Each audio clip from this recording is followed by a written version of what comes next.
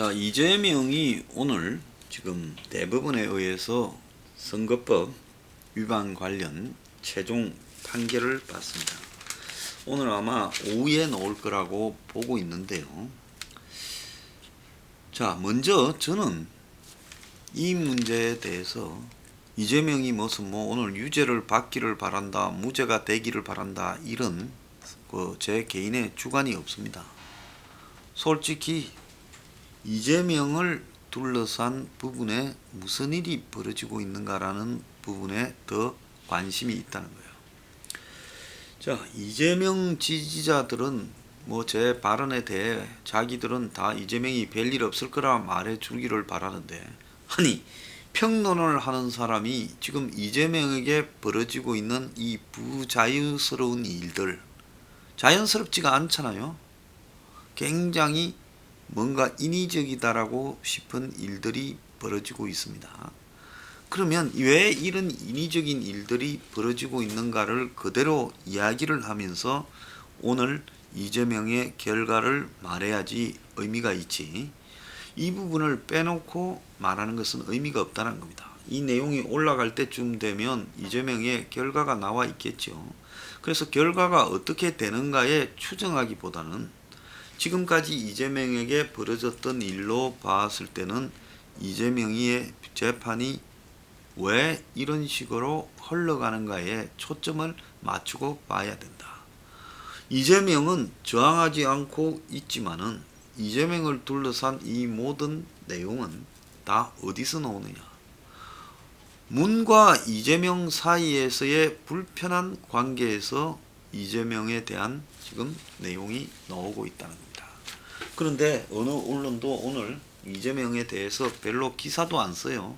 조선동화나 기사도 거의 별로 없어요. 중앙이 조금 이재명이 오늘 당선 무효냐, 기사의 성이냐, 운명의 날이다, 이렇게 쓰고 있습니다. 그런데 이재명을 둘러싼 부분에서 가장 문이 이재명에 대해서 지금 불편하게 생각하는 것은 과연 무엇일까? 자, 이재명은 2018년 이전에는요, 성남시장이었습니다. 성남이 밑에 굴을 거느리고 있는 좀 큰 지자체기는 하지만은 그래도 기초자치단체장에 불과했습니다. 기초자치단체장이 대선 후보가 되는 경우는 별로 없지요. 그런데도 2016년에 촛불시 때 이재명은 길거리를 나서서 선동해서 다른 사람들을 능가했습니다. 그래서 가장 먼저 촛불 탄핵을 강하게 이야기했어요. 다들 그 후유증을 걱정해서 좀 몸을 사리던 타이밍이었어요. 그래서 촛불로 이재명이 대중적 인기를 본격적으로 모으기 시작했습니다. 그전에도 이재명이 좀 강한 목소리를 내고요, 튀었죠. 그래서 좌파 진영 내부에서는 인기가 좀 있었지만은 그냥 부분적인 일종의 컬트 매니아 수준이었습니다. 근데 촛불로 좌파 진영의 대중적인 지지층을 가지게 되고, 그리고 촛불로 이제 박근혜 정권을 붕괴시키고 대선이 새로 시작되니까 이재명이 기초자치단체장으로 출마 선언을 해서 끝까지 경선에서, 민주당 경선에서 완주했습니다. 3등을 했는데 안희정과 표차가 별로 나지 않았죠. 자, 그렇게 본다면 이재명으로서는 대단한, 한마디로 이 파워를 보인 거예요. 그래서 이재명으로서는 사실은 이 정치인들은 거의 다 알려져 있고, 그래서 대부분 자기가 알려진 수준을 못 벗어납니다. 이인영이고 우상호고 임종석이고 오영식이고 이런 한때 386의 주자들도 처음에 알려진 수준에서 정치 10수년씩 국회의원하고 이런저런 걸 맡아봤자 그걸 잘 못 벗어나잖아요. 그래서 대부분의 정치인들은 이렇게 알려진 수준에서 머무는데, 이재명은 굉장히 독특하게 선동을, 이 자신만의 선동을 이렇게 했고, 그 부분이 좌파 진영 내부에서 이재명 매니아층이라는 걸 젊은 20대, 30대, 40대에게 이렇게 따로 좀 어필하기 시작했어요. 그런데 이런 측면에서는 문재인은 거의 젬병이죠. 문이 된다라는 그냥 대중적 그런 분위기 형성으로 된 것이지 문이 대중을 선동할 수 있는 능력이라고는 없습니다. 그 사람은 A4지 않습니까? 그래서 보고 읽는 사람이지 자기가 서류 없이 대중 앞에서 연설을 이렇게 오래 할 수 있는 타입도 못 되고 연설해봤자 감동이나 선동을 할 수 있는 능력도 되지 못한다는 거예요. 자, 그래서 이제 이재명이 경선을 붙었는데 경선에서 이재명이 노무현이나 문재인에게는 건드려서는 안 될 성역을 건드린 게 있어요. 그게 뭔가 하면 삼성 문제입니다. 제가 노무현 정권은 삼성공화국이었다.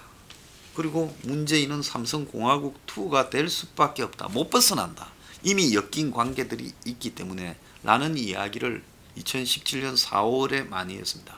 제가 왜 보수판에서요 혼자 이렇게 사는 줄 아십니까? 정당을 만들다 하면 어지간하면 보수판에 저 아는 사람들이 몰려올 건데요. 안 오는 이유가 뭔지 아십니까? 그들 이 보수판에는요 삼성이라는 그늘에서 자유로울 수 있는 사람이 하나도 없습니다.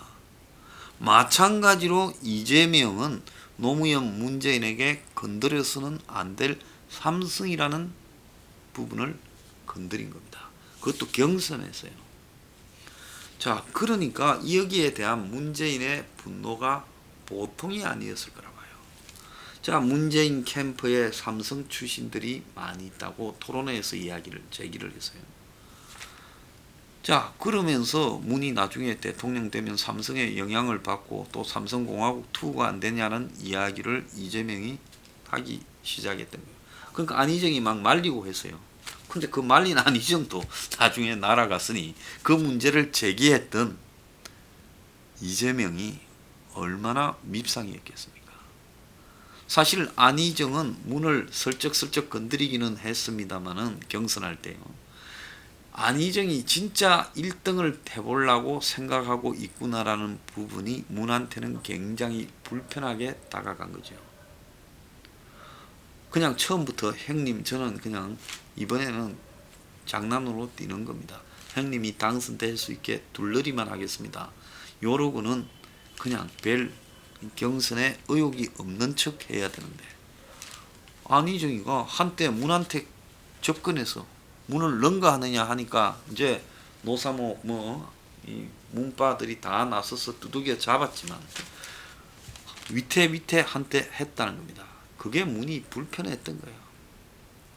굉장히 불편한 거죠.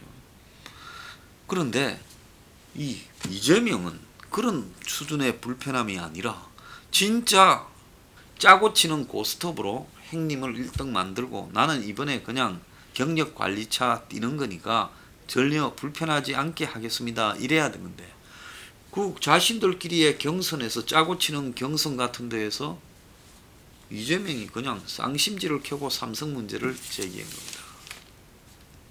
박은순도 그만둘 때 삼성 문제를 문한테 거론했어요. 박은순도 경선은 안 뛰었지만 경선 직전에 세분리를 느끼고 죽었지만 박은순은 굉장히 현실주의자거든요. 죽었지만은 박은순은 내가 이 경선을 하면 아마 더 이상은 공천을 못 받는다. 2018년 공천을 못 받을 거라는 걸 알고 있었을 겁니다. 그러니까 내가 경선을 해서는 안 된다. 이걸 알은 거죠. 그래도 문한테 불편한 소리는 했어요. 근데 이재명은 뭐 그게 아니라 막 그냥 갖다 발란 겁니다. 그러니까 안희정이가 문한테 점수 좀 딸 거라고 이재명을 말리고 막 그랬어요. 자, 이 대목은 제가 봤을 때 그냥 문을 공격해도 문이 자신에 대한 공격을 용납치 않을 건데 삼성을 가지고 문을 공격을 했다라는 부분입니다. 그런 부분은 이거는 문한테만 불쾌한 게 아니라 삼성한테도 엄청나게 불편했을 거고 아마 삼성은 이재명이라는 존재는 절대로 지금 대선 후보로 남겨둬서는 안 된다. 만약에 삼성이 생각할 때 오늘 이재명이 살아나면 그러면 곧바로 오늘 오후 2시에 판결을 한다니까 오늘 오후에는 이재명이가 그야말로 이낙연을 제끼고 이제 유력 대선 후보가 된다. 이런 상황이 전개될 겁니다. 이낙연은 이재명한테 추월당하는 건 내가 볼 때는 시간 문제라 봐요. 이낙연은 대선 주자로서 선동력이나 그야말로 독자적으로 가지고 있는 자신의 마음을 흔드는 그런 능력이 별로 없어요. 저는 이재명의 방향 중에 잘못된 게 몇 개 있다고 분명히 생각을 합니다. 그렇기 때문에 이재명식 선동에 대해서 저는 공감하지 않습니다.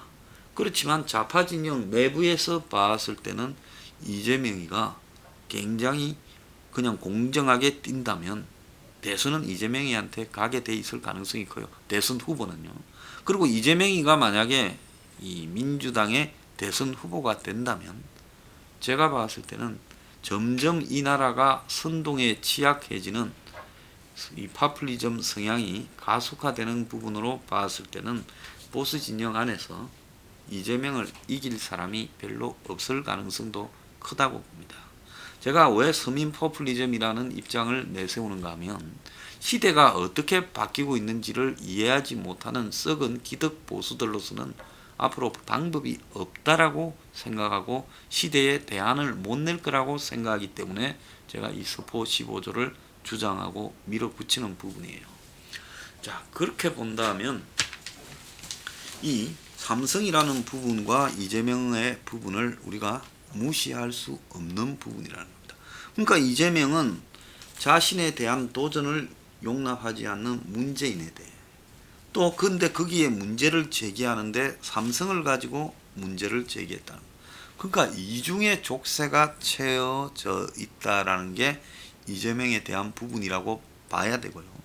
또 그 부인이 뭐 했냐 안 했냐 하는 그 SNS 내용에 보면 그게 이재명이 내부적으로 문을 어떻게 생각하고 있는가를 담고 있는 문제지 않겠습니까?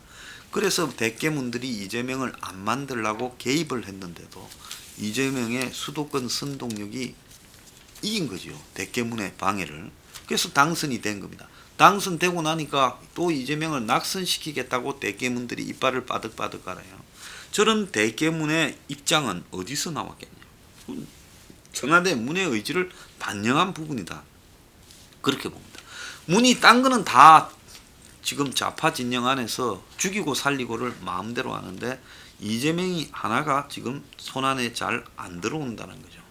그러니까 문이 이재명을 그 다음 방법으로 강구한 게 뭐겠습니까? 코를 끼는 거죠. 그게 뭡니까? 지금 이번에 재판 내용이 되는 지금 벌금 300만 원의 직권 남용 권리 행사 방해 등으로 기소한 내용인 겁니다. 자, 오늘 대법원이 무죄 취지로 파기환송을 하면 이재명의 일단 승리라고는 봐야 되는데 이재명의 오늘 승리는 문재인의 패배고 삼성의 패배로도 연결될 수 있어요. 자, 그러기 때문에 이 부분이 예사롭지 않다는 겁니다. 자, 문이 오늘 이재명을 지금 풀어주게 되면 이재명은 곧바로 지금 민주당 여권 내부에서는 이제 이재명이 면죄부를 받았다. 홀홀 날게 되었다 해서 이제 임기가 얼마 남지 않은 문 옆에 서겠습니까? 이재명한테로 권력 이동을 하겠습니까? 아무리 문이 이낙연을 가짜 후보로 세워놓고 이게 진짜라고 하고 여론으로 이게 1위다 하고 해도 이낙연 여론조사 1위는 아무런 의미가 없다는 겁니다.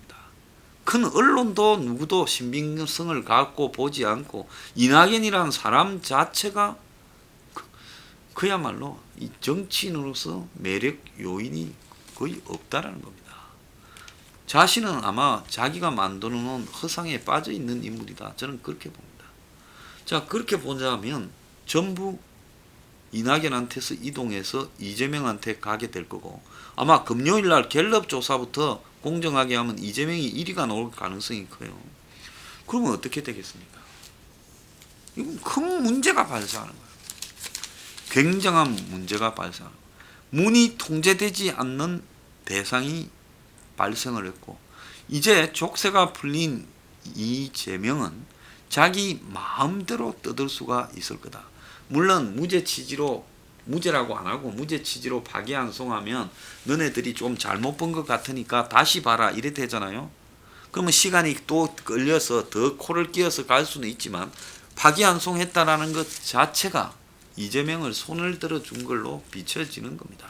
그런데 이러면 최소한 6개월은 또 걸릴 건데 문의 힘은 더 빠질 거고 그렇잖아요. 지금 돌아가는 거 보면 지지율은 훨씬 빠질 것 같고 그리고 이재명은 이제 그 6개월 동안에 힘이 더 세어질 건데 지금도 무죄 파기환송을 했다면 6개월 뒤에는 어떻게 되겠죠? 무죄가 되겠죠.